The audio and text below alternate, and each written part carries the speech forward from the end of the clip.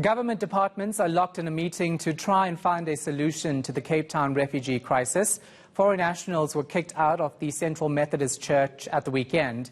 They then moved to a park in Zonneblum and are now refusing to move. At least 2 refugees have been arrested in a standoff with police. They don't want to remain in South Africa and are calling on the UN to give them temporary shelter. Let's unpack this now. Our reporter Aisha Ismail is live in Capetown, and we're also joined by Vusi Sibanda, chairperson of the African Diaspora Forum. Aisha, let's start with you. What's the latest with these negotiations? Okay, Shahan, before we go to the negotiations, just a correction.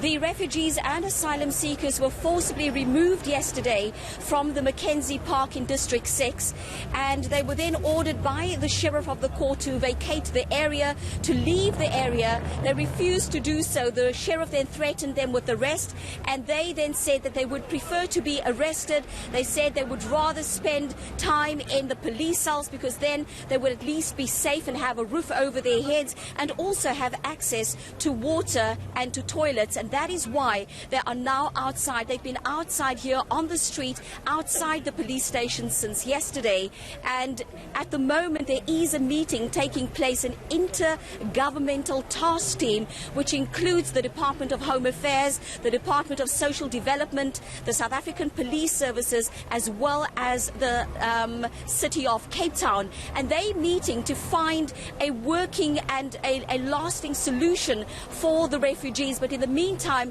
the refugees are camped here on the pavements in the boiling hot sun, waiting to hear from officials exactly what's going to happen, where they're going to be moved to, because they say they have nowhere to go. All right, Aisha, stand by for us. Let's go to Vusi. Vusi, so tell me, what do you say in response to what's happening in Cape Town with these refugees and asylum seekers? Well, look, I mean, to start with, I think the meeting that the different government departments are engaged in is a very important meeting.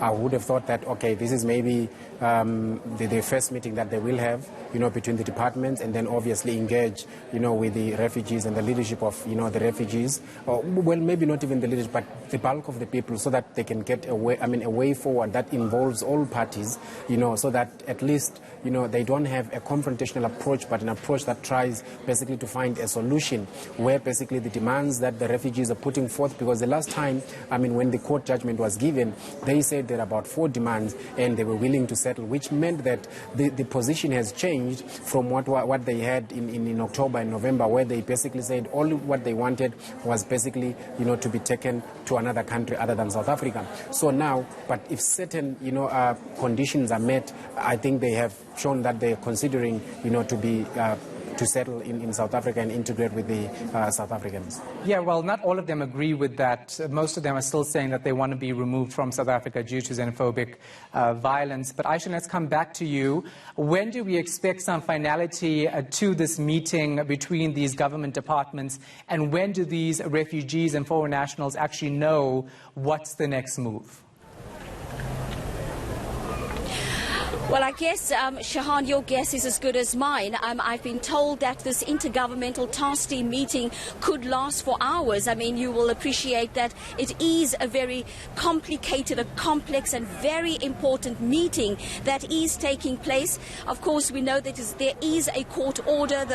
The City of Cape Town went to the Western Cape High Court to ask the court to compel the refugees and asylum seekers to comply with the municipal bylaws, and that order was granted, albeit an interim order, and that's what happened on Sunday. The City of Cape Town went and implemented the bylaws as per the court order and moved the refugees from there. And of course what we saw was that the refugees then scattered across Cape Town seeking refuge in various churches and eventually ending up at that park in Zonneblum, and now of course on the street here outside the Central Police Station while that meeting is taking place. And also, we heard earlier there was a statement released by the chairperson of the Portfolio Committee saying, and that was Advocate Bongani Bongo, saying that he was calling on an amicable solution as soon as possible, but at the same time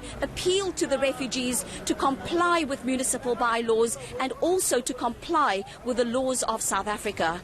Vusi, what do you have to say to what happened yesterday in Cape Town? We saw some foreign nationals being arrested, some of them accusing police of being heavy-handed. Are you in talks with the city of Cape Town and other government departments about how the situation is unfolding? Well, we have been trying to speak, for example, with various government departments, including the Department of Home Affairs, particularly the one that, the department, the section that is in charge of, asylum seekers and refugees. Now, what happened yesterday, especially when we see, that kind of, interaction where there are scuffles, is a very unfortunate, incident which we think that should not be taking place.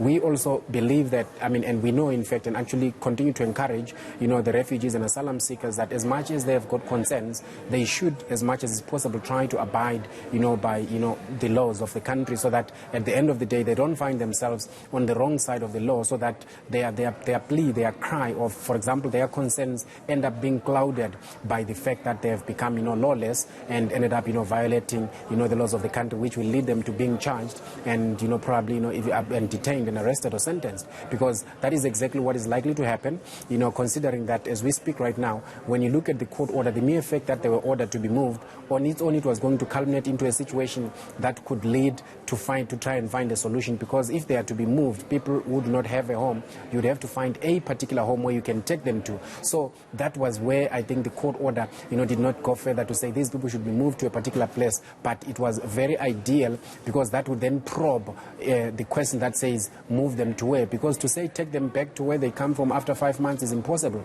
because they probably have lost their residence by now. Aisha, let's end with you quickly. Just tell us about some of the stories that you're hearing from the people on the streets outside the police station. I see a little child on the floor sitting on a purple blanket, it seems, eating chips. It's not a good situation, isn't it? It's not a good situation at all. It has now gone beyond municipal bylaws. I would take a risk and call it a humanitarian crisis.